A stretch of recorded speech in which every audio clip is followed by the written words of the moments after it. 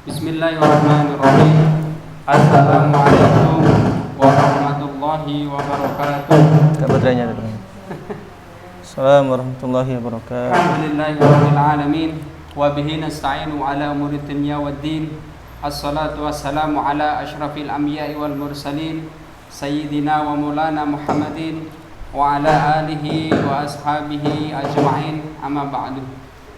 Alhamdulillah, puja dan puji syukur kehadirat Allah Subhanahu wa taala yang mana Allah telah memberikan kesehatan, kesempatan, kenikmatan iman sehingga bisa bersama-sama hadir di sini meskipun atas semua kerepotan yang hari ini mungkin berbeda dengan hari-hari yang lainnya. Tetapi alhamdulillah meskipun demikian kita tetap bersemangat untuk menuntut ilmu di kesempatan pagi hari ini pada kajian Selasa pagi Dompet Sosial Al-Misbah Tuban. Yang kedua kalinya salawat beserta salam senantiasa kita sampaikan kepada Rasulullah Muhammad sallallahu alaihi wasallam, kepada keluarganya, kepada sahabatnya, dan insya Allah kepada seluruh orang-orang yang senantiasa istiqomah mensyiarkan dan meneladani setiap kebaikan dan keteladanan dari beliau. Dan termasuk mudah-mudahan kita, keluarga kita, dan orang-orang yang kita cintai hari ini dan hari-hari yang akan datang terus-menerus ditakdirkan oleh Allah untuk bisa menjadi umatnya Nabi Muhammad dan mendapatkan syafaatnya. Amin, amin ya rabbal alamin. Ayah bunda yang dirahmati Allah Subhanahu wa taala, marilah sama-sama kita akan awali kajian pada kesempatan pagi hari ini dengan membaca bacaan basmalah dan sholawat Nabi. Bismillahirrahmanirrahim. Allahumma salli ala Muhammad wa ala ali Muhammad. Baik, tadi sampai kelupa ya, belum menyampaikan terima kasih Ustaz Tommy pada kesempatan pagi hari ini telah hadir, dan para ayah bunda, sahabat DSU, sahabat kajian DSU, kajian Selasa pagi DSU di mana saja Anda berada, dan bunda yang hari ini telah hadir di musola. Marilah kita selanjutnya murojaah satu surah di dalam Al-Quran, yakni surah apa ya hari ini? Surah Al-Insyirah. Baik, insyaallah surah Al-Insyirah. Berharap dengan salah satu inspirasi dari ayatnya itu Allah akan mudahkan setiap urusan-urusan kita. Wahid isnaini salasa.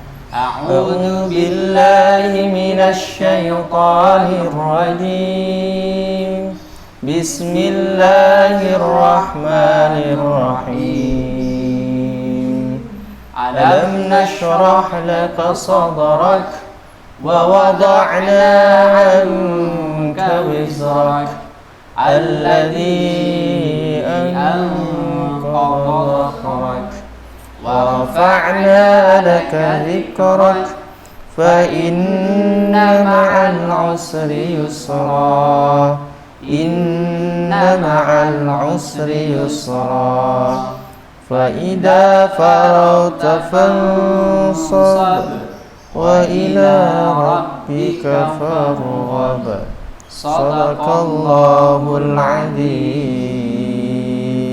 Alhamdulillahirabbil alamin. Sadaqallahul adzim. Semoga setiap huruf yang kita baca tadi Allah ganjar kita dan Allah berikan kita pahala dan kebaikan, yang mana mudah-mudahan dari pahala dan kebaikan di pagi hari ini mengalir untuk para suami-suami yang hari ini sedang bekerja, para bunda, para anak-anak yang sedang kuliah, yang sedang sekolah, dan kepada siapa saja yang hari ini mudah-mudahan mendapatkan keberkahan dan kebaikan dari Al-Quran. Amin, amin ya rabbal alamin. Baik, ayah bunda di mana saja Anda berada, sahabat DSU yang mengikuti siaran live streaming Dompet Sosial Al-Misbah Tuban.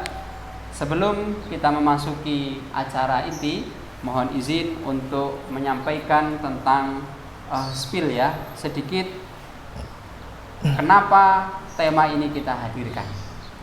Ayah bunda dirahmati Allah Subhanahu wa taala, belajar taat dari kisah Nabi Allah Ibrahim dan putranya Ismail alaihi salam. Sahabat DSU yang mulia, Allah taala akan selalu hadir dan selalu menolong hambanya selama hamba tersebut selalu berusaha taat, berusaha bertakwa dan menolong agamanya. Maka inilah saatnya, bulan inilah momennya kita bersama-sama tentang belajar. Kita bersama-sama belajar tentang kata taat. Taat ini dari siapa? Taat ini lahir dari seorang ayah yang begitu mulia, seorang anak yang tidak kalah mulianya, yang ketaatannya seorang ayah dan anak ini, keluarga dan keturunan ini diabadikan di dalam Al-Quran, yang setiap tahun menjelang momen Idul Kurban, Idul Adha selalu untuk menjadi inspirasi bagi kita semuanya. Maka langsung saja kita akan dengarkan bersama-sama kajian Selasa pagi dengan tema belajar taat dari kisah Nabiullah Ibrahim dan putranya Ismail, akan disampaikan oleh beliau Ustadz Tommy Wibisono SPD, guru dan musyrif SMPIT Al-Uswah Tuban. Kepada Ustadz Tommy dipersilahkan. Jazakallah, kami sampaikan Ustaz Santo. Bismillahirrahmanirrahim. Assalamualaikum warahmatullahi wabarakatuh.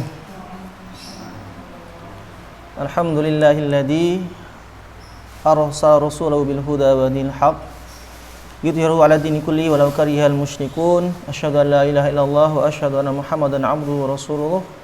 Allahumma salli ala sayyidina Muhammad wa ala ali sayyidina maulana Muhammad, amma ba'du. Qala Allah ta'ala fi kitabil karim, a'udzu billahi minasyaitonir rajim. Bismillahirrahmanirrahim. Inna a'tainakal kautsar fashalli lirabbika wanhar inna syani'aka huwal abtar. Shadaqallahul azim. Baik, ayah bunda yang dirahmati Allah Subhanahu wa taala dimanapun berada, dan juga sahabat DSU yang saat ini mengikuti kajian live streaming, dan yang kami hormati Ustadz Susanto, terima kasih. Tadi sudah di-spill sedikit oleh Ustadz Susanto materi kita pada hari ini. Alhamdulillah, puji syukur senantiasa kita panjatkan pada Allah Subhanahu wa taala atas limpahan rahmat serta hidayahnya. Kita semua masih diberikan kesehatan oleh Allah Subhanahu wa taala sehingga bisa berkumpul, belajar bersama, sharing bersama, kajian di pagi hari ini, di hari Selasa, nggih, kajian rutin. Baik, bisa di sini Bun, lebih dekat, tidak apa-apa. Nggih.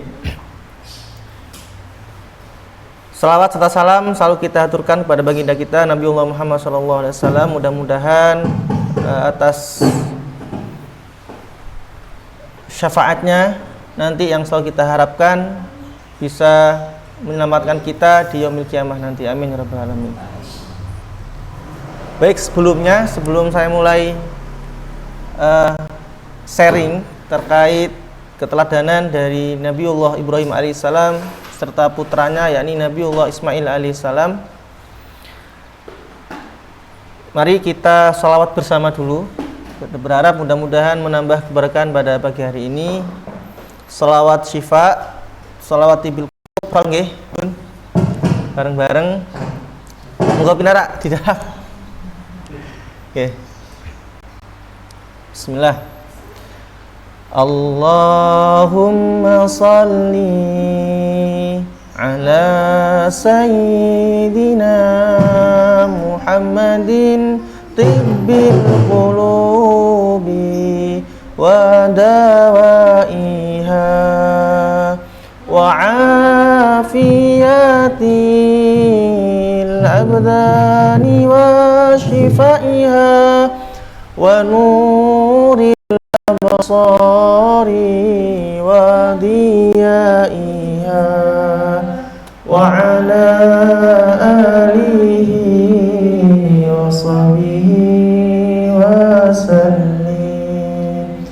Allahumma salli ala sayyidina Muhammadin tibbil qulubi wa dawaiha wa afiyatiha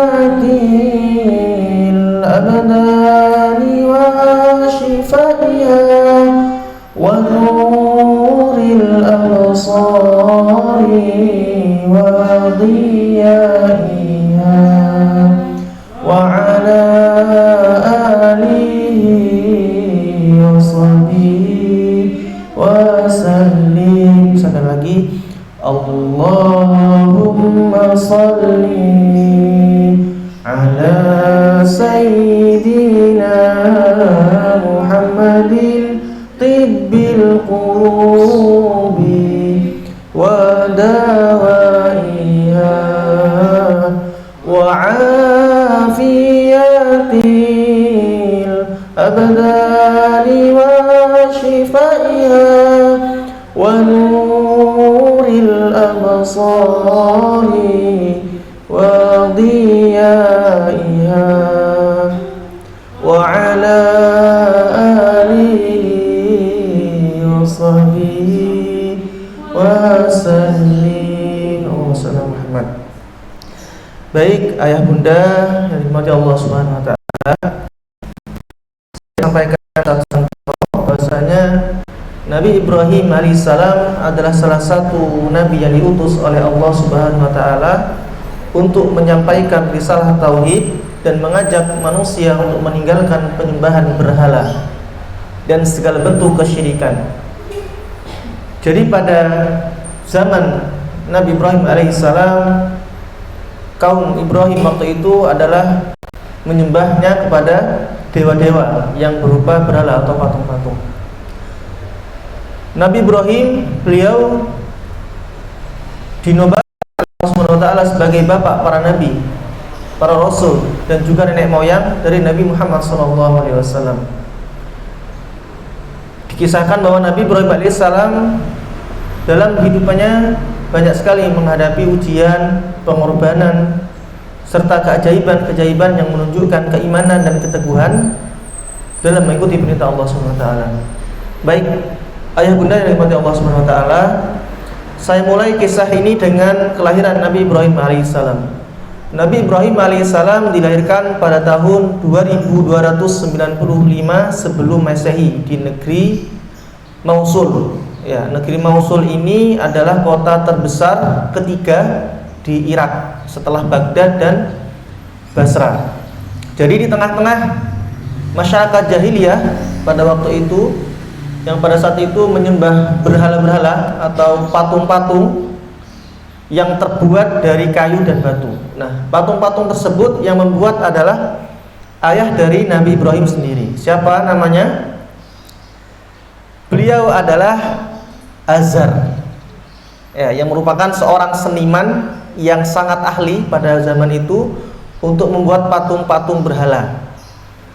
Beliau juga masih keturunan dari Sam, ya, bin Nuh, Nabi Nuh, yang merupakan anak dari Nabi Nuh alaihissalam. Kemudian Nabi Ibrahim alaihissalam adalah seorang anak yang cerdas dan berakal sehat sejak kecil, ya. Terbukti saat beliau lahir, waktu itu beliau tidak selang lama, ya, hanya beberapa bulan beliau sudah bisa berbicara, begitu. Namun yang perlu ditekankan di sini bahwa Nabi Ibrahim ini sangat menentang ajaran dari ayahnya pada saat itu yang menyembah berhala. Kaum itu masih menyembah berhala waktu itu. Berhala itu adalah patung yang terbuat dari kayu atau batu. Tentu patung ini sangat tidak memberikan manfaat, ya, sehingga Nabi Ibrahim pun sudah mulai berpikir ke sana. Mana bisa patung itu disembah sebagai Tuhan, padahal dia tidak bisa berbicara, tidak bisa bergerak, ya. Nah, beliau waktu itu masih ingat zaman raja siapa ketika Nabi Ibrahim itu? Raja Namrud, betul sekali. Raja Namrud itu adalah raja yang sangat bengis, raja yang kekuasaannya itu bisa dibilang absolut. Absolut itu adalah tidak bisa diganggu gugat. Jadi kalau sudah ke kiri ya ke kiri, ke kanan ya ke kanan, gitu ibu-ibu ya. Dan Raja Namrud ini adalah raja yang sangat zalim. Dan pada suatu waktu Raja Namrud ini mendapatkan isyarat dari saat itu bintang, ya, ibu-ibu.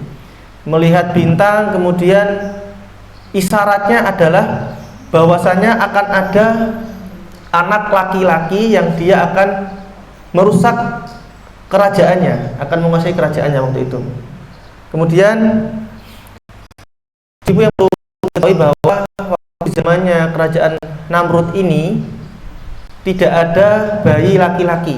Jadi setiap ada bayi laki-laki itu dibantai, disembelih atau dibunuh, begitu ya. Ketika mendengar tanda, waktu itu ada mungkin orang mungkin Bu ya, waktu itu yang bisa meramal begitu bahwasanya akan ada ancaman untuk Raja Namrud, sehingga akan ada seorang laki-laki yang dimaksud adalah Nabi Ibrahim alaihissalam, yang dia akan tumbuh menjadi sosok laki-laki yang akan menghancurkan Raja Namrud, waktu itu kekuasaan Raja Namrud. Sehingga pada waktu itu Raja Namrud memutuskan kepada pengawalnya atau bawahannya untuk mewanti-wanti, untuk apa istilahnya, memata-matai ibu dari Nabi Ibrahim alaihissalam. Sehingga waktu itu kakak dari Nabi Ibrahim alaihissalam, Haran, beliau adalah seorang ahli nujum. Nujum itu adalah ahli peramal. Jadi beliau itu bisa meramal dengan melihat telapak tangan orang yang akan diramal. Sehingga pada waktu itu banyak sekali saran yang masuk melalui orang terdekat dari ayahnya yang menyuruh ibu Nabi Ibrahim. Jadi Nabi Ibrahim waktu itu masih dalam kandungan, namun sudah tahu bahwasanya di dalam kandungan itu akan lahir seorang bayi laki-laki, begitu Ibu. Berita itu sampai di kerajaan Raja Namrud. Kemudian Raja Namrud meminta untuk memata-matai, nanti kalau misalkan bayi itu keluar langsung bawa ke kerajaan, maka akan aku bunuh pada saat itu. Kemudian saran dari Haran sang kakak mengatakan bahwasanya beliau menyuruh ibunya untuk pergi dari negeri itu. Jadi negerinya di waktu itu di Irak, Bu. Di mana tadi? Di Mosul, ya, kota Irak, di negeri Irak. Nah, kemudian saran yang lain bahwasanya ayah dari Nabi Ibrahim alaihissalam, beliau anaknya, bayinya dengan bayi laki-laki yang yaitu orang-orang lain. Jadi Nabi Ibrahim waktu itu ditukar oleh ayahnya dari hambanya dari Nabi Ibrahim, beliau mencari bayi laki-laki, dan sang ibu dia pergi ke gua yang sangat jauh, kemudian dibiarkan di sana, dan di gua tersebut bersama seorang pengasuh sampai ibu Nabi Ibrahim itu bersalin, dan bayi laki-laki itu diserahkan kepada kerajaan. Bayi yang ditukar oleh ayah tadi itu dibawa ke kerajaan, kemudian disembelih oleh Raja Namrud. Kemudian Raja Namrud waktu itu sudah merasa aman karena ancaman yang selama ini yang diyakini bahwasannya nanti akan menjadi ancaman untuk kerajaan sudah musnah. Padahal Nabi Ibrahim alaihissalam itu diasingkan ke sebuah gua. Nah, di sebuah gua tersebut kemudian sang ibu menangis ya ketika lahir Nabi Ibrahim dan berdoa, semoga sang pelindung Allah SWT yang dimaksud selalu menyertaimu wahai anakku. Setelah Ibrahim ditinggalkan seorang diri, Allah mengutus sesosok malaikat supaya hadir dan merawat Nabi Ibrahim alaihissalam. Nah, jadi ibu Nabi Ibrahim alaihissalam setelah lahir, bayi Ibrahim itu ditinggalkan di gua sendirian, seorang diri. Ibunya kembali ke kerajaan menemui ayahnya. Nabi Ibrahim alaihissalam, bayinya itu dirawat oleh seorang malaikat, oleh malaikat waktu itu. Dan mukjizat dari Nabi Ibrahim itu, beliau di jari kelingking, jarinya itu bisa mengeluarkan susu, Ibu. Jadi ketika beliau lahir itu, beliau apa istilahnya ya? Iya, di jarinya, Jadi ketika ditinggal ibunya, ya beliau minum air susu ya di situ, di jarinya itu. Begitulah Allah menjaga Nabi Ibrahim alaihissalam. Nah, selang beberapa bulan Nabi Ibrahim alaihissalam disusul oleh Haran. Ya, Haran ini adalah seorang kakak dari Nabi Ibrahim. Kemudian Haran ini terheran, bayi yang lahir tidak ada orang di sana, ternyata sudah bisa berbicara. Nabi Ibrahim tidak perlu waktu setahun 2 tahun. Jadi hanya waktu berbulan, tidak disebutkan bulannya di riwayat ini, jadi disebutkan hanya waktu sekitar beberapa bulan beliau sudah bisa berbicara dan beliau bercerita kepada sang kakak. Kemudian sang kakak membawa Nabi Ibrahim alaihissalam ke Babilonia. Babilonia ini adalah wilayah yang berada di Mosul atau di Irak waktu itu. Nah, ringkas cerita, ketika Nabi Ibrahim alaihissalam dibesarkan di sana, Nabi Ibrahim alaihissalam beranjak di usia 12 tahun. Nabi merasa kehilangan sosok yang sebelumnya memberikan perlindungan untuk dirinya. Jadi waktu itu, nah ini yang menarik nggih. Nabi Ibrahim itu usia 12 tahun itu berarti masih remaja mungkin. Beliau sudah memberontak ya di waktu itu. Memberontaknya bagaimana? Ayah dari Nabi Ibrahim ini adalah seorang seniman, pembuat patung berhala, yang kemudian patung itu disembah oleh masyarakat waktu itu. Dan Nabi Ibrahim ketika di gua itu, beliau sudah menyadari bahwasanya ya masyarakat di sini salah, begitu ya. Di dalam percakapan tersebut Nabi Ibrahim alaihissalam mengatakan kepada masyarakat di sana bahwa salah kalian itu menyembah patung.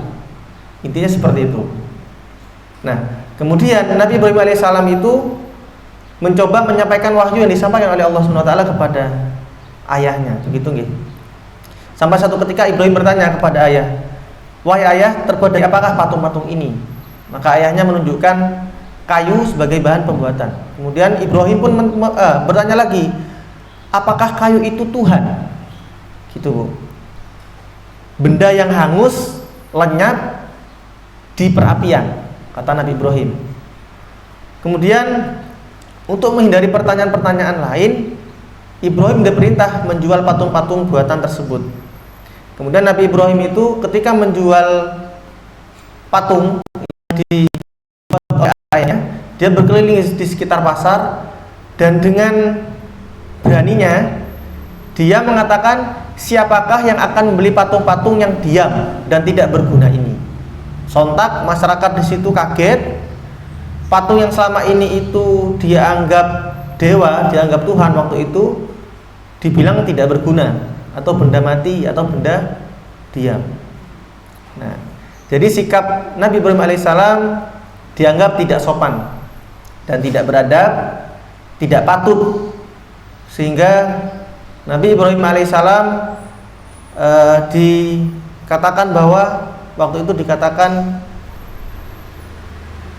Nabi Ibrahim ini apa ya? Bukan murtad ya, Bu ya. Dikatakan bahwasanya ya tidak beradab, intinya kurang ajar gitu ya. Nggih, lancang gitu. Kemudian Ibrahim mulai bertanya secara lembut kepada ayahnya dan bertanya, apakah gerangan yang menjadi penyebab untuk menyembah berhala seperti kaumnya, walaupun berhala-berhala tidak berguna sedikit pun, dan berhala itu tidak mendatangkan keuntungan ataupun tidak mencegah nasib buruk. Dan di situ Nabi Ibrahim, ringkas cerita ya, Nabi Ibrahim bertemu dengan masyarakat, kemudian mengatakan bahwa apapun yang kalian sembah itu adalah segala yang aku benci selain Tuhan atas segala sesuatu. Dialah yang menciptakan diriku dan membimbing diriku, sebab Dia menciptakan sesuatu berdasar tujuannya dan kehendaknya. Dialah yang menghadirkan kebenaran kepadaku melalui pendengaranku, sebab semula aku hanya ciptaan yang bahkan tidak mengenali diri sendiri. Dialah yang menampakkan cahaya yang menerangi supaya aku tahu jalan apa yang harus kutempuh, karena aku hanya ciptaan yang tersesat di antara bumi dan langitnya. Dialah yang selalu hadir untukku, sebab dialah yang menyediakan segala hal untukku makan dan kuminum. Dialah yang menghidupkan yang mati untuknya dan mematikan yang hidup tanpanya. Aku sendiri tidak tahu untuk apa aku dihidupkan, maka tiada tugas bagiku di dunia selain melaksanakan apapun yang diperintahkan oleh pencipta yang menghidupkanku. dan aku pun bersedia mati sekiranya dia pula yang menghendaki itu.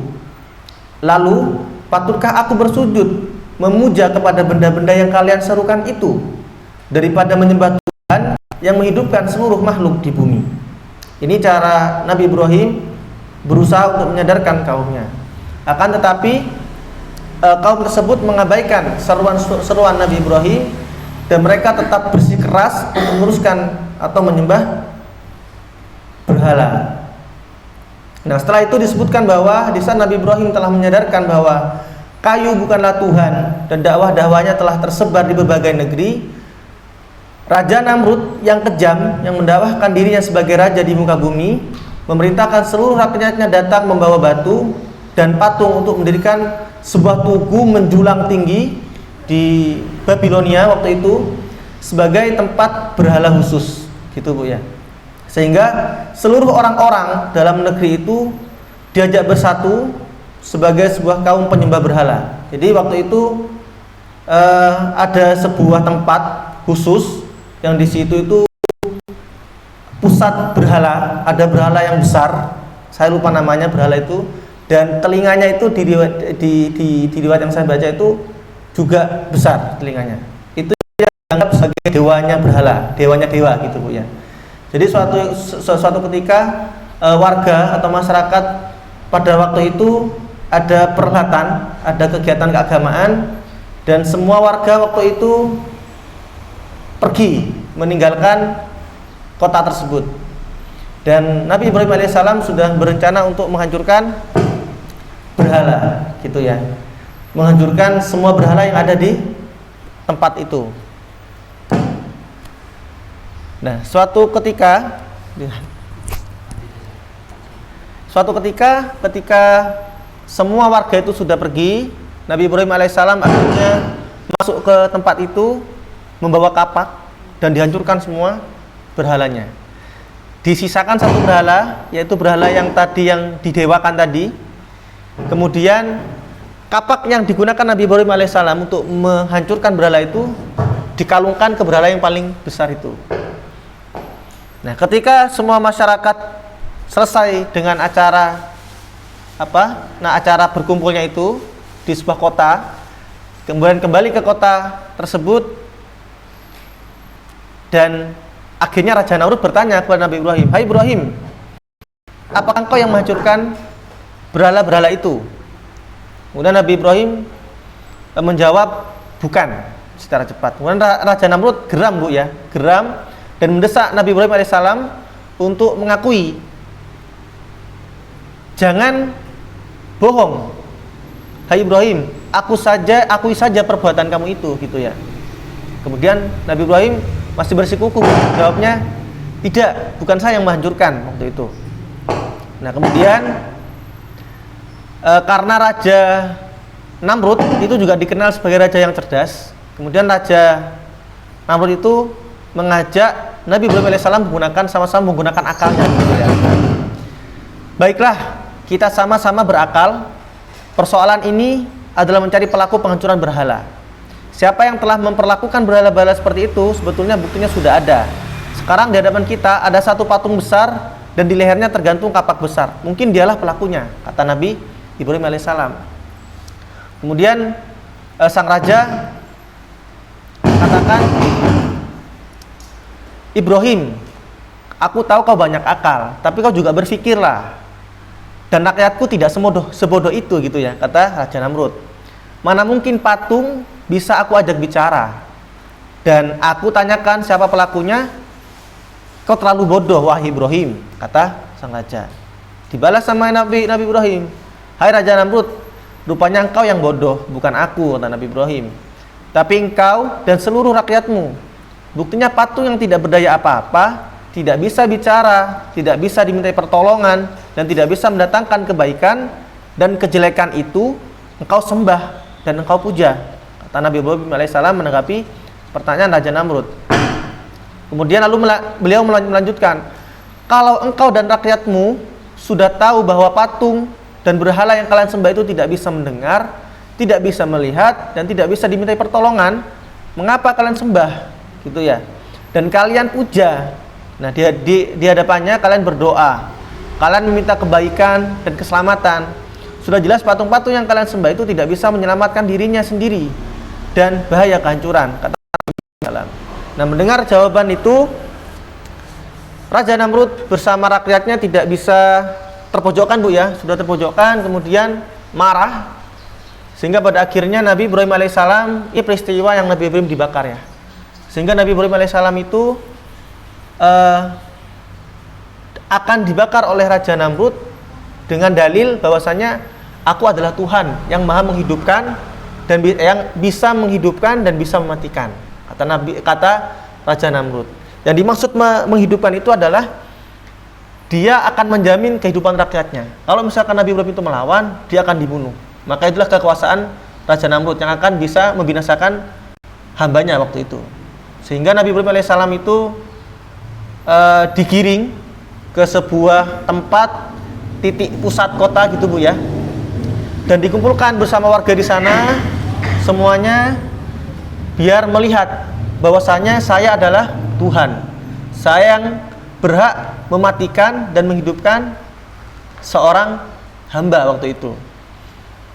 Dan akhirnya Nabi Ibrahim alaihissalam itu dibakar, Bu, diikat beliau, kemudian dikumpulkan kayu waktu itu dan digiring, banyak orang yang melihat, yang menyaksikan di situ. Nah, di sinilah Allah menunjukkan kekuasaannya. Nah, di situ Allah Subhanahu wa taala memberikan mukjizat bahwasanya Nabi Ibrahim tidak bisa dibakar.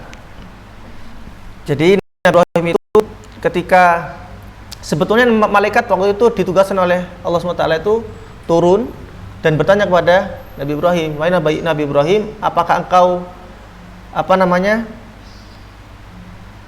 kenapa engkau tidak berdoa saja bahwasanya kamu bisa selamat dan dibawa pergi dari api itu gitu ya?"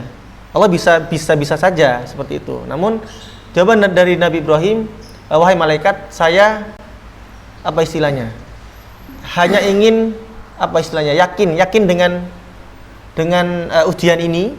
Saya yakin bahwasanya Allah akan menolong saya." Sehingga waktu itu Nabi Ibrahim ketika dibakar itu tidak terasa panas, Ibu. Bajunya utuh dan merasa sejuk. Nah, akhirnya Nabi Ibrahim di situ terselamatkan. Nah, ini masih kisah Nabi Ibrahim, kita belum masuk ke Nabi Ismail alaihissalam. Nah, itu ujian dari Nabi Ibrahim alaihissalam. Pada waktu itu Nabi Ibrahim alaihissalam akhirnya diminta hijrah ke Palestina bersama Siti Sarah. Jadi waktu itu Siti Sarah adalah sepupuan dengan Nabi Ibrahim, yang pada akhirnya menjadi istri Nabi Ibrahim, istri pertama. Jadi beliau adalah sepupuan bersama Lut juga, Nabi Lut. Beliau ke Palestina waktu itu, di Assam. Di Palestina beliau pada akhirnya Nabi Ibrahim itu usia 38 tahun, yang diriwayatkan di situ usia 38 tahun. Kemudian beliau diminta untuk menikah dengan Siti Sarah. Nah, Siti Sarah ini diceritakan beliau adalah seorang wanita yang cantik jelita, wanita yang sempurna, wanita yang pada saat itu adalah wanita paling istimewa lah, Bu ya, terbetter waktu itu, pada zamannya waktu itu. Sehingga waktu itu Nabi Ibrahim diminta untuk menikah dengan Siti Sarah, kemudian beliau menikah sampai usianya itu 60 tahun belum mempunyai keturunan. Nah, ini ujian dari Nabi Ibrahim alaihissalam. Namun dengan ujian tersebut Nabi Ibrahim itu tabah, Bu. Tabah, beliau taat, beliau selalu menghamba kepada Allah Subhanahu wa taala. Padahal beliau itu kaya waktu itu. Namun dengan kekayaannya itu tidak membuat beliau itu mungkar.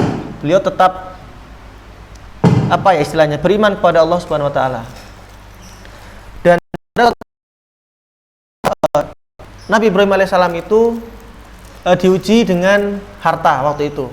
Beliau pernah bersedekah, kalau di riwayatnya beliau mempunyai 100 ekor unta, kemudian 1000 ekor domba dan 300 ekor api. Nah, ini kalau dirupiahkan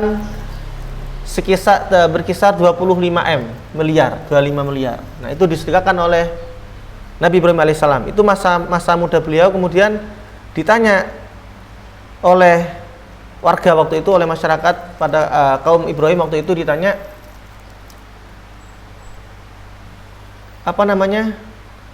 Nabi Ibrahim, engkau bersedekah banyak sekali gitu ya. Kemudian jangankan, ini jawaban Nabi Ibrahim ya, jangan harta yang sedikit ini, anak pun, kalau misalkan beliau punya anak, saya pun akan kalau misalkan Allah memerintahkan untuk apa istilahnya ya, bahasanya itu di riwayatnya itu memotong gitu ya, saya pun sanggup memotongnya. Nah, itu yang mungkin membuat sedikit istilahnya ya, kalau orang dipuji itu kan senang Bu ya. Jangankan Nabi Ibrahim, saya pun kalau dipuji senang. Kalau misalkan ketemu temen gitu ya, ditanya, "Oh Mas Tommy, sekarang makin gagah ya," gitu misalnya. Padahal saya tahu kalau dia bohong itu Bu ya. Ya senang aja gitu kan. Jadi gitu. Sama dengan Nabi Ibrahim, ketika dipuji beliau seperti itu. Sehingga mungkin itu yang dicatat oleh malaikat, sehingga pada yang dikisahkan Nabi Ismail yang akan disembelih itu menagih janji Bu, kalau di riwayatnya begitu ya. Nah, ini setelah beliau setelah dari Palestina itu beliau diminta oleh Allah untuk hijrah ke Irak. Dari Palestina diminta hijrah ke Mesir Bu, ke Mesir. Nah, di Mesir itu beliau bertemu dengan raja yang zolim juga di sana. Rajanya itu ada yang menyebutkan namanya Fir'aun, tapi bukan raja Fir'aun di nama Nabi Musa Bu ya. Dikatakan namanya Fir'aun di Al-Quran tidak disebutkan. Di raja Mesir itu, raja itu suka pada wanita cantik, nggak peduli status sosialnya, wanita itu punya suami kah, wanita itu masih gadis kah, kalau cantik dia akan beristri wanita itu, begitu. Nah, suatu ketika ada yang menyebutkan bahwa Siti Sarah ini disembunyikan oleh Nabi Ibrahim di sebuah peti. Nah, ketika raja Mesir itu bertemu dengan Nabi Ibrahim di tengah jalan, kemudian ditanya apa isi dalam peti itu. Kemudian dibuka, ternyata ada Siti Sarah. Namun sebelumnya Nabi Ibrahim dengan Siti Sarah sudah kong kali kong Bu ya, sudah tahu bahwasanya di Mesir itu Raja Mesir itu suka pada wanita cantik, sehingga pada waktu itu Nabi Ibrahim mengatakan kepada Siti Sarah, misalkan nanti ditanya oleh Raja Mesir, ketika engkau ditanya, bilang saja kalau saya ini adalah saudaramu, begitu. Dan begitupun saya akan mengatakan bahwa engkau adalah saudaraku. Ya memang betul, kita semua kan saudara semuslim Bu ya, saudara semuslim gitu ya. Nah, kalau misalkan Nabi Ibrahim bilang kalau beliau adalah suaminya, ya maka beliau akan terancam, begitu Bu. Sehingga beliau mengatakan bahwasanya kita bersaudara waktu itu. Akhirnya Siti Sarah ini diajak oleh raja ini ke kerajaan, begitu. Dan raja Mesir ini sudah mulai suka, mulai muncul kalau istilahnya sekarang itu. Ya lovely-nya ya, loving love. Beliau mencoba untuk ingin meraba Siti Sarah, ingin menyentuh Siti Sarah. Kemudian Allah SWT mewujudkan doa dari Siti Sarah, bahwa Siti Sarah itu berdoa, ya Allah hindarkan saya dari perbuatan buruk dari raja ini, misalnya Bu ya, disebut seperti itu. Kemudian sontak tangan dari raja ini langsung kram, stroke kalau di dalam bahasa itu, jadi batu itu Bu ya, stop. Kemudian si raja ini bertanya kepada Siti Sarah, wahai engkau, kenapa tangan saya berhenti, kok stroke gitu ya? Kemudian apa yang kau lakukan? Saya hanya berdoa kepada Tuhan saya, kata Siti Sarah. Jadi Siti Sarah ini adalah seorang wanita yang taat. Beliau wanita, kalau disebutnya itu wanita pilihan Allah yang akan melahirkan penerus Nabi. Jadi dari Nabi Ibrahim ini punya 2 istri Bu. Nah, ada Siti Hajar dan Siti Sarah. Beliau adalah ibu para nabi. Jadi nabi-nabi setelah Nabi Ibrahim itu adalah keturunan dari beliau, begitu. Nah, singkat cerita, kemudian Siti Sarah ini mengatakan bahwa ini adalah doa saya yang saya panjatkan kepada Tuhan saya untuk menyelamatkan saya. Kemudian si raja minta, kalau begitu bilang ke Tuhanmu, tolong sembuhkan tangan saya dan saya berjanji saya tidak akan menyentuhmu lagi. Kemudian Siti Sarah berdoa dan dikabulkan oleh Allah. Raja ini kemudian bisa normal lagi dan ulangi lagi, Bu. Melanggar lagi, kemudian kaku lagi tangannya. Ketika kaku lagi, minta lagi, tolong doa, minta ke Tuhanmu untuk mendoakan saya agar saya kembali normal lagi, gitu ya. Sudah normal, ketiga kalinya masih mengulang lagi, sehingga ketiga kalinya ini diriwayatkan semuanya kaku kecuali mulutnya saja, lisannya saja. Jadi ketika raja ini lisannya saja yang berbicara, semuanya kaku. Siti Sarah ini terakhir, kesempatan terakhir, kemudian oleh Siti Sarah didoakan lagi, kemudian sembuh, dan raja sudah kapok dan mengatakan bahwa silakan usir wanita ini jauh-jauh dari Mesir, gitu ya. Dan agar wanita ini tidak berdoa yang keburukan tentang untuk sang raja, gitu ya. Sehingga raja ini memberikan hadiah. Hadiahnya siapa? Hadiahnya apa? Yaitu berupa budak wanita yang diriwayatkan juga beliau katanya adalah anaknya sendiri. Ada yang mengatakan budak terbaik. Budak itu adalah hamba sahaya yang belum merdeka, Bu ya. Dan beliau adalah Siti Hajar. Nah, Siti Hajar ini kemudian dijadikan hadiah kepada untuk Siti Sarah, yang pada akhirnya Nabi Ibrahim bertiga bersama Siti Sarah, Siti Hajar hijrah ke Palestina, kembali lagi ke Palestina. Jadi waktu hijrah itu Nabi Ibrahim diuji, Bu, ujiannya banyak sekali. Ya sama seperti Rasulullah ya, ujiannya itu banyak karena memang diriwayatkan Nabi Muhammad dengan Nabi Ibrahim alaihissalam itu memang ujiannya mirip. Kalau diriwayatkan kemudian perawakannya juga hampir mirip, Bu, begitu. Dan ketika diusir Nabi Ibrahim itu ketika hijrah beliau selalu diusir oleh kaum yang di sana, baik di Palestina, di Irak maupun di Mesir. Nah, ketika kembali ke Palestina sudah merasa Siti Sarah itu kesepian dan merasa bahwa wahai Nabi Ibrahim, engkau ini adalah seorang nabi dan engkau harus memiliki keturunan agar menjadi penerus dakwah Islam di muka bumi waktu itu. Sehingga Nabi Ibrahim waktu itu tidak mau, Bu. Nabi Ibrahim tidak mau Jadi maksud dari Siti Sarah itu minta beliau untuk menikah lagi, intinya. Gitu ya. Untuk menikah lagi, kemudian Nabi Ibrahim itu tidak mau, dipaksa. Akhirnya beliau mau.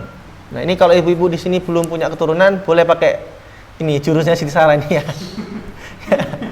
Bisa nanti pakai jurusnya Siti Sarah. Jadi diminta untuk menikah lagi, sehingga pada akhirnya Nabi Ibrahim mungkin karena sudah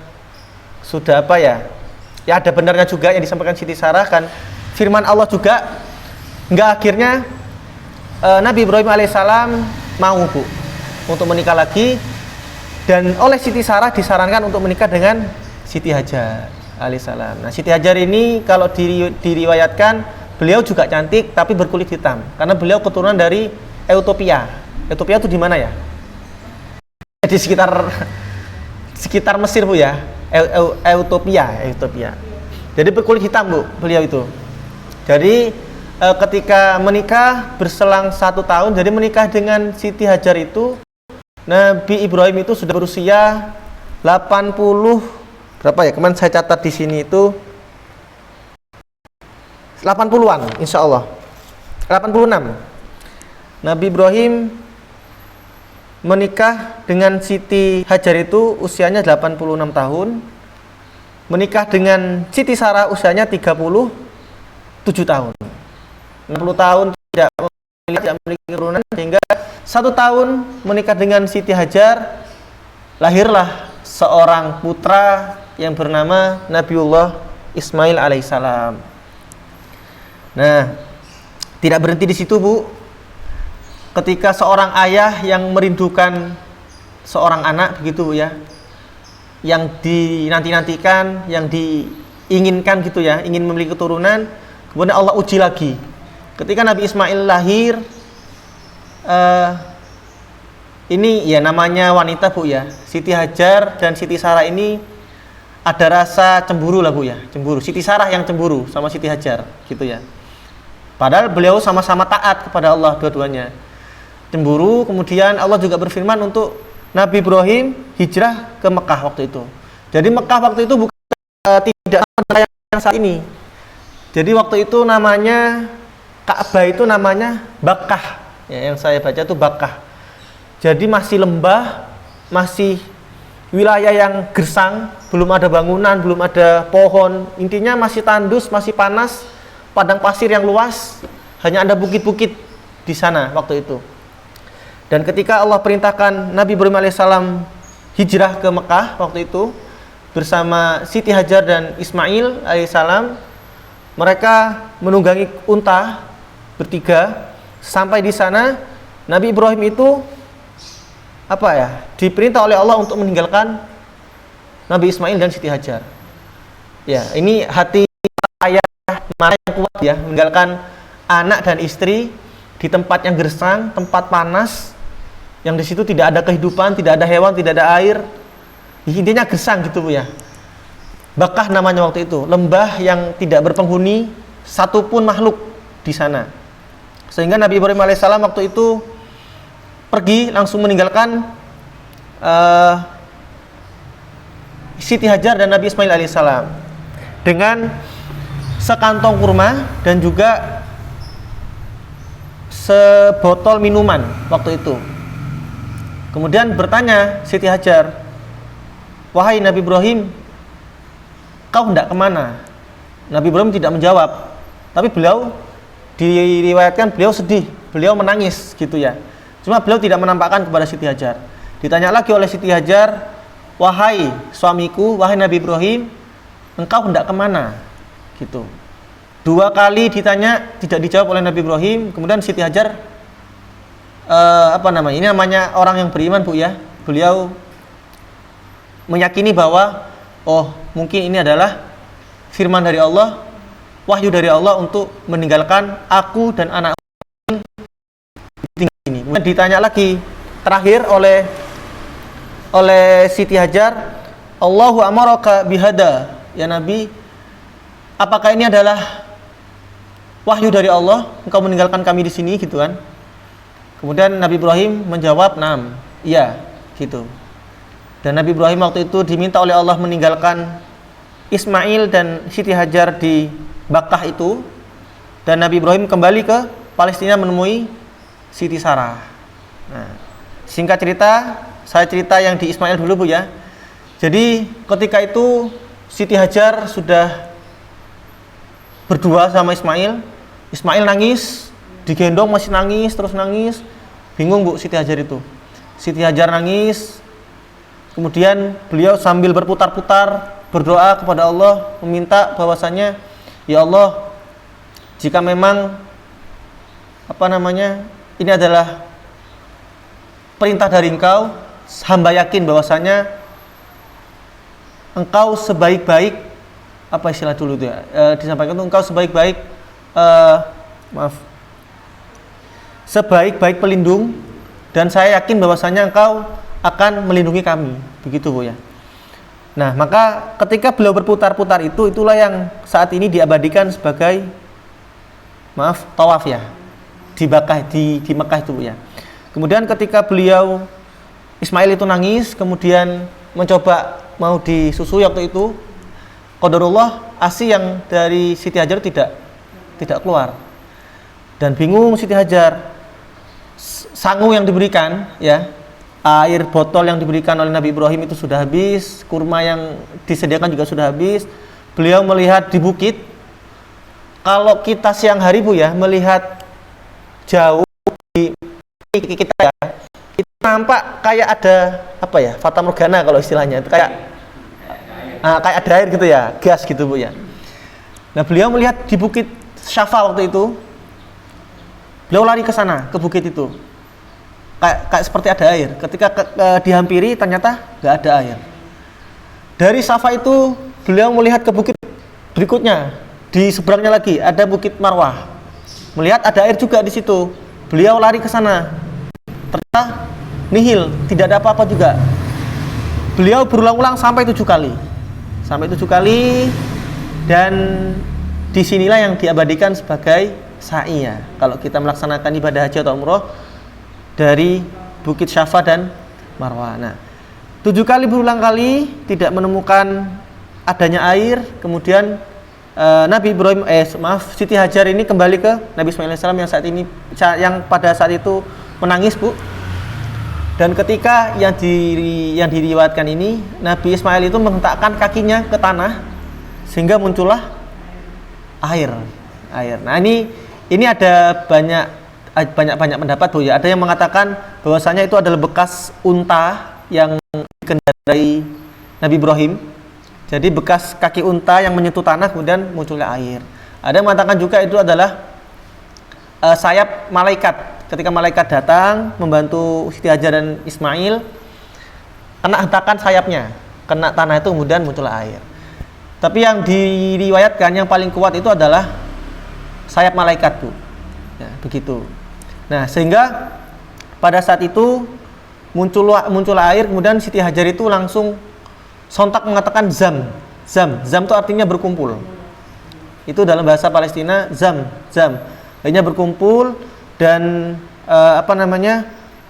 Siti Hajar itu membuat sebuah bendungan di situ. Dibentuklah bendungan. Pada saat ini ada bendungan itu, Bu ya. Ini saya juga belum pernah ke sana ya. Mungkin nanti kalau jenengan ke sana nanti bisa info ke saya nanti.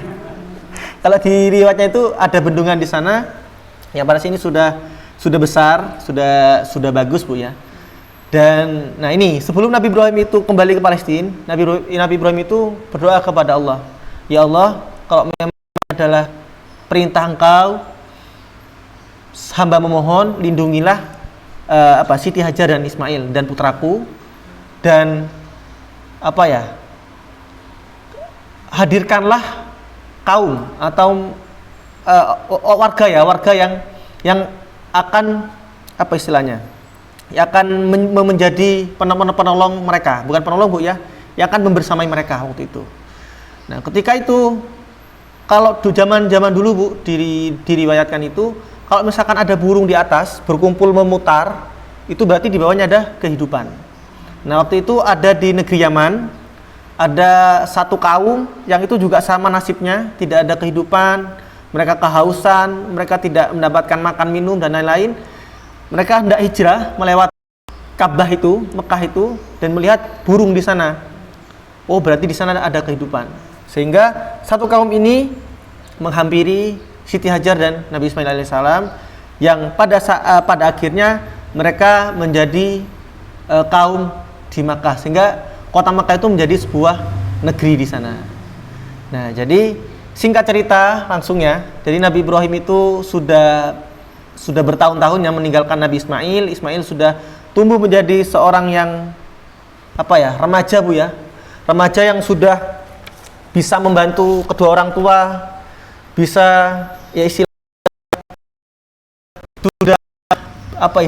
sudah tumbuh menjadi seorang laki-laki lah, Bu ya. Nah, Nabi Ibrahim diperintah oleh Allah untuk kembali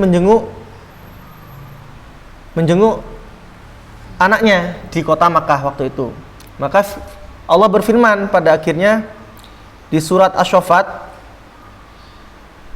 ayat 102 yang berbunyi, A'udzu billahi minasyaitonir rajim. Falamma balagha ma'ahu as-sa'ya qala ya bunayya inni ara fil manami anni adbahuka fanzur madza tara. Satajiduni insyaallahu minas sabirin. Nah, ketika Nabi Ibrahim alaihissalam itu datang kepada Siti Hajar, menemui Siti Hajar, kemudian Siti Hajar memberitahu bahwasanya Nabi Ismail alaihissalam sudah remaja saat ini, senang ya ibarat seorang ayah yang selama tidak bertemu dengan seorang anak, Bu ya, kemudian bertemu ya senang.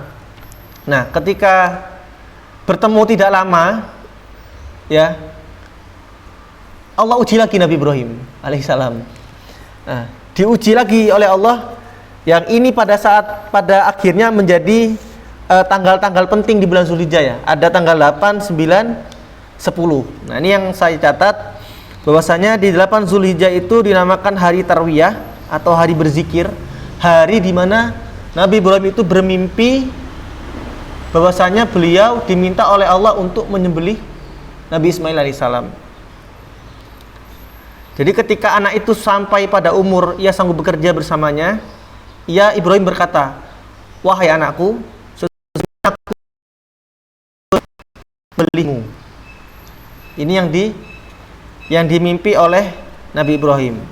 Ini ujian yang amat besar. Ini bukan lagi ujian yang eceng-eceng, Bu ya. Ini anak yang sudah ditunggu bertahun-tahun.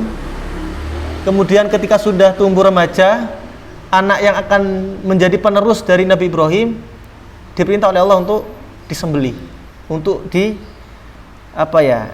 untuk dibunuh intinya, sampai ya tidak selamanya gitu Bu ya, nggak bakal hidup lagi gitu kan.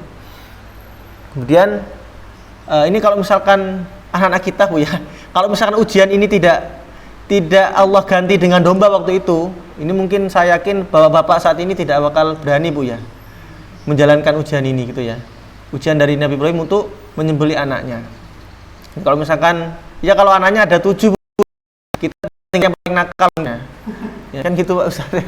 Kita bisa nyari yang paling nakal. Kalau ada ini cuma satu-satunya putra Nabi Ibrahim diminta untuk disembelih. Kemudian, nah ini jawaban dari Nabi Ismail alaihissalam, karena beliau ini adalah seorang anak yang solih, karena memang tertuang dalam Quran ya, Nabi Ibrahim itu berdoa, Robbi habli minas solihin, ya Allah turunkanlah kami anak yang solih gitu ya. Maka kalau dengan berdoa itu doa minta doa anak cerdas. Kalau cerdas saja, itu tadi nanti jawabannya. Misalkan kamu disembelih nanti mau ndak gitu ya, misalnya. Ini misal aja Bu ya. Pasti jawabannya, kenapa kok aku kok nggak nenek aja gitu mungkin ya, yang sudah tua misalnya. Itu cerdas jawabannya, tapi kurang solih. Ini kalau misalnya kita nggak lulus di waktu ujian itu ya, maka Nabi Ibrahim alaihissalam Nabi Ismail alaihissalam mengatakan bahwa, wahai ayahku, lakukan apa yang diperintahkan oleh Allah Subhanahu wa taala kepadamu. Insya Allah engkau akan mendapatiku termasuk orang-orang yang sabar. Minas sabirin. Waktu itu kata Nabi Ismail alaihissalam. Nah, ini yang lucu Bu ya. Nah, ketika Nabi Ismail alaihissalam sudah meminta bahwasanya Nabi Ibrahim akan menyembelihnya, kemudian beliau bertanya kepada Siti Hajar, "Wahai istriku, waktu itu meminta, waktu itu Nabi Ibrahim itu mengatakan kepada Siti Hajar bahwasanya Allah itu memerintahkan akan menyembelih putranya, tapi mengatakan bahwa, wahai istriku, aku akan mengajak Ismail alaihissalam jalan-jalan. Tolong berikan dia pakaian yang bagus, rapikan rambutnya, kasih dia parfum yang wangi," kata Nabi Ibrahim. Ya, karena Siti Hajar ini adalah samina wa ta'na, beliau manut saja apa yang dikatakan oleh Nabi Ibrahim alaihissalam, sehingga beliau melakukan yang diperintahkan suaminya. Akhirnya Nabi Ismail dikasih parfum, dikasih baju yang bagus, rambutnya dirapikan, dan akhirnya beliau jalan menuju ke tempat yang akan dilakukannya penyembelihan. Jadi Nabi Ibrahim dan Nabi Ismail itu jauh Bu dari Mekah jaraknya. Ya, beliau mencari tempat yang jauh agar agar Siti Hajar tidak mendengar dan tidak ingat kalau misalkan nanti beliau tahu bahwasanya anaknya itu disembelih oleh Nabi Ibrahim. Kalau misalkan beliau di tempat yang dekat kan mungkin nanti kelihatan Bu ya kesehariannya gitu ya, dan akan teringat gitu ya. Maka diriwayatkan di situ, beliau ketika berjalan menuju ke tempat itu, nah ini jin itu datang kemudian mengatakan kepada Nabi Ibrahim dan Ismail, "Hei Nabi Ibrahim, engkau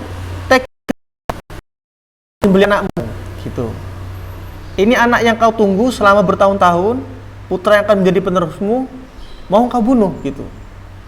Nabi Ibrahim langsung ngambil kerikil bu, ambil batu kemudian dilempar kepada jin itu. Gak banyak ngomong Nabi Ibrahim, ini udah pasti godaan itu kan. Dilempar, kalau di riwayatnya itu kena kepalanya. Ada riwayat lain mengatakan kena mata. Gitu bu. Maka jin itu kalau jangan punya indera keenam bisa melihat jin. Jin itu matanya satu katanya, gak bisa melihat. Nggak, itu karena lemparan dari Nabi Ibrahim. Gak selesai sampai situ, jin itu masih menggoda Siti Hajar. Jin ke Siti Hajar, ke istrinya bilang, hei Siti Hajar, engkau tahu tak Nabi Ibrahim sama Ismail itu kemana? Gitu ya. Kemudian Siti Hajar bilang, ya mereka jalan-jalan gitu ya. Dan jin bilang ke Siti Hajar, suamimu itu akan membunuh, akan menyembelih anakmu gitu. Atas wahyu dari Allah SWT. Nah, karena jin itu menyampaikan itu adalah utusan dari Allah, perintah dari Allah, sehingga Siti Hajar pun menerima bu ya, ya wes gak apa-apa kalau misalkan itu adalah perintah dari Allah Subhanahu wa taala. Karena beliau seorang yang beriman, yang taat kepada Allah ya. Sehingga pada akhirnya jin masih menggoda dan Siti Hajar pun ngambil batu juga, dilempar juga jinnya, kena kepala juga, kena ke matanya. Nah, itu yang pada akhirnya dijadikan pelemparan jumroh. Nah, jumroh itu asal mulanya dari Nabi Ibrahim itu melempar jin itu, gitu ya. Itu asal mulanya.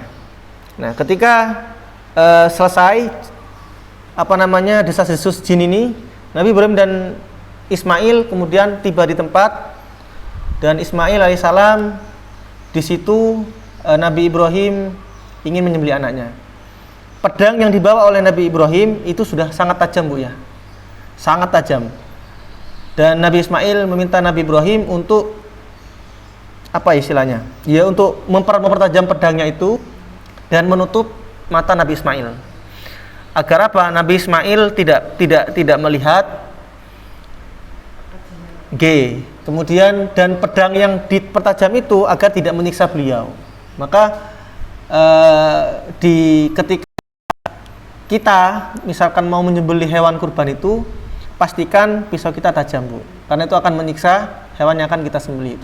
Itu sunnahnya dari Nabi Ibrahim alaihissalam. Nah, ketika Nabi Ibrahim mencoba untuk menyembelih Nabi Ismail sampai berkali-kali, pedang itu tidak melukai kulit Nabi Ismail.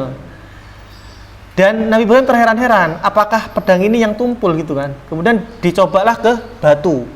Ketika dicoba ke batu, dihunuskan, ternyata batunya terbelah. Nah, hingga pada akhirnya Allah Subhanahu wa taala menggantikan Nabi Ismail itu sebuah kambing. Ada yang meriwayatkan juga sebuah domba, Bu ya, domba. Sebentar saya carikan firman-nya ya. Saya khawatir salah.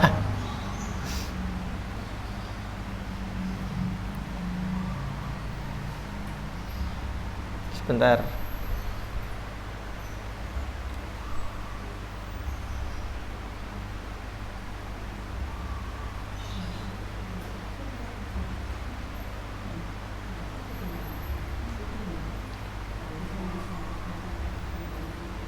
Nah, ini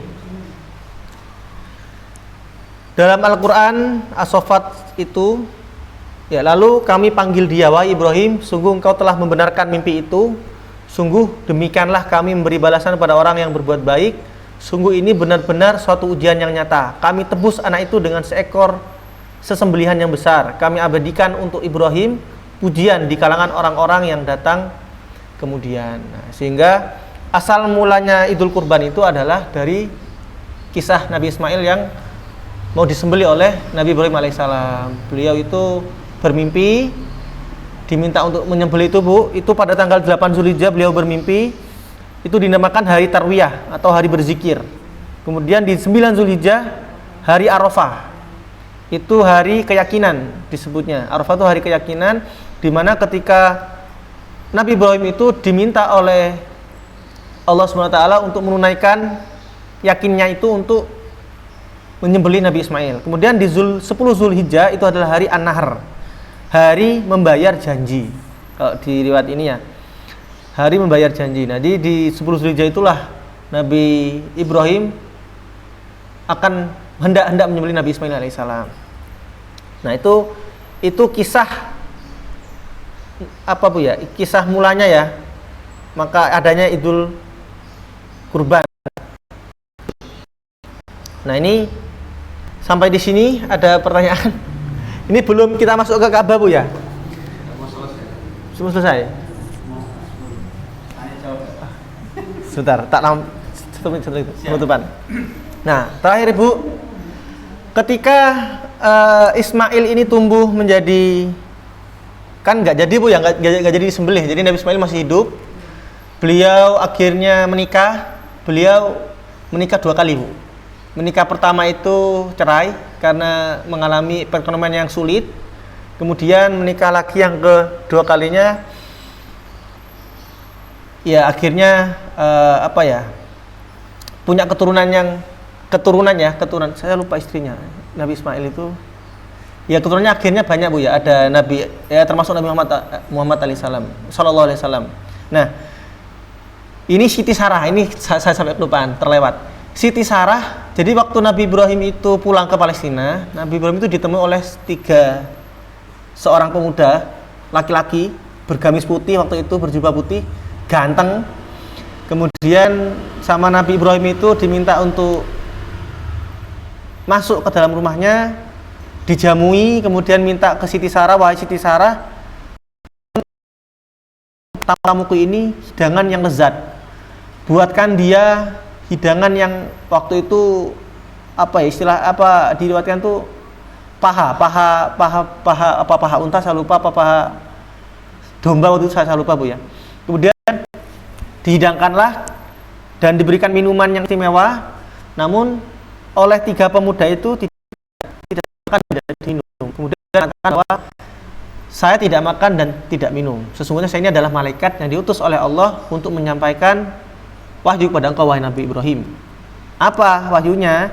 Ternyata Allah menyampaikan bahwa Siti Sarah itu akan hamil gitu ya. Itu hamilnya di tahun Siti Sarah sudah menginjak masa tua. Usianya sudah 90-an tahun, Bu. Sudah tidak mungkin kalau orang yang 90 tahun lahir Ustaz ya. Akhirnya beliau lahir putra yang bernama Ishak. Kan Ismail alaihissalam itu adalah turunnya umat Islam saat ini, turunan dari gitu. Jadi disebutkan di sini itu Nabi Ibrahim itu memiliki 19 keturunan yang itu alaihissalam. Gitu kisahnya. Kemudian setelah dewasa Nabi Ismail, kemudian kenapa kok sekarang menjadi Ka'bah? Kok Ka'bah itu menjadi kotak? Jadi dulu itu Ka'bah itu hanya pondasi Bu. Ka'bah itu sudah ada di zaman Nabi Adam alaihissalam. Jadi waktu itu di zaman Nabi Adam itu ada banjir yang besar, dan itu menyisakan Ka'bah itu hanya tersisa pondasi saja. Dan ketika di zaman Nabi Ibrahim dan Nabi Ismail, beliau hanya meninggikan Ka'bahnya.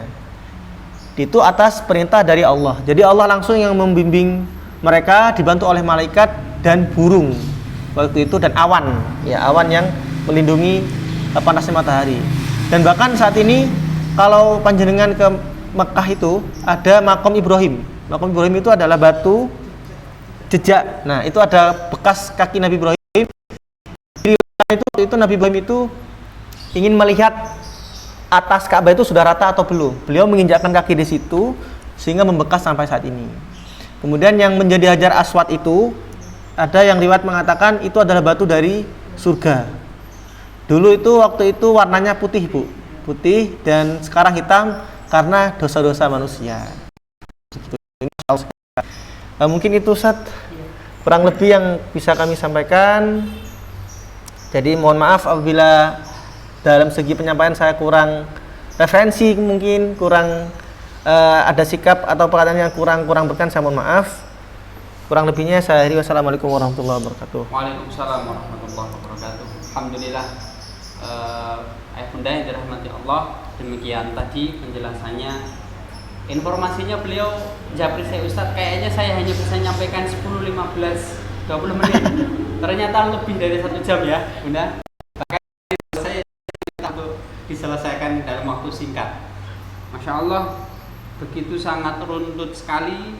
Bahkan saat kelahiran Nabi Ibrahim sampai kelahiran Nabi Ismail, sampai kemudian tadi beliau menyampaikan tentang asbabun nuzul, peristiwa syariat tentang lempar jumroh, sampai kemudian Zam-Zam, dan yang terakhir tadi beliau sampaikan tentang adanya tamu Allah, malaikat yang datang kepada Nabi Ibrahim, dan sampai kemudian lahirnya Nabi Ishak, yang kemudian itu adalah asal muasal tentang kaum Yahudi, dan di Nabi Ismailnya adalah sampai dengan keturunan terakhir Nabi, yaitu Nabi Muhammad SAW.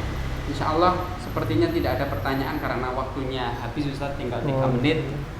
Terima kasih Ustaz Tommy, terima kasih Bunda yang hari ini telah hadir membersamai kajian.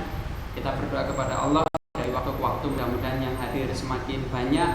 Kami juga berdoa mudah-mudahan tidak hanya dari non Aluswa, khususnya juga dari di Aluswa Tuban, juga mudah-mudahan dari wali murid sendiri semakin banyak dari waktu ke waktu.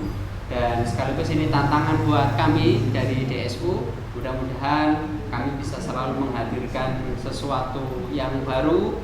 Ya, salah satunya kami menghadirkan Ustaz Tommy ini adalah pemateri yang baru dari sebelumnya. Mudah-mudahan dari itu kajian-kajian yang akan datang semakin lebih menarik, Amin. Semakin lebih banyak dihadiri, sehingga insya Allah manfaatnya juga semakin banyak. Mohon maaf bila mana ada kekurangan dan kekhilafan. Doakan kami mudah-mudahan bisa terus istiqomah dalam menyiarkan kajian ini. Kami juga mendoakan panjenengan semuanya dimudahkan, dilancarkan, diringankan langkahnya untuk bisa bersama-sama thalabul ilmi, sehingga kita termasuk yang salah satu ucapannya Imam Syafi'i insyaallah saja, man arada dunya fa alaihi bil ilmi wa man arada al akhirata fa alaihi bil ilmi wa man aradahuma fa alaihi bil ilmi. Barang siapa yang ingin menguasai, yang ingin bahagia di dunia, maka salah satu caranya kita harus tahu ilmunya untuk bahagia dunia. Ya, kita harus tahu sebagaimana Bumul punya putra-putrinya punya usaha juragan plastik, ya itu tentang plastik ini. Ya, mungkin kalau kita hanya bilang foto plastik gitu ya. Tapi kalau plastik diolah bermacam-macam, bisa untuk kado, bisa untuk orang mantenan, bisa hajatan, ini ternyata jadi asbab rezekinya.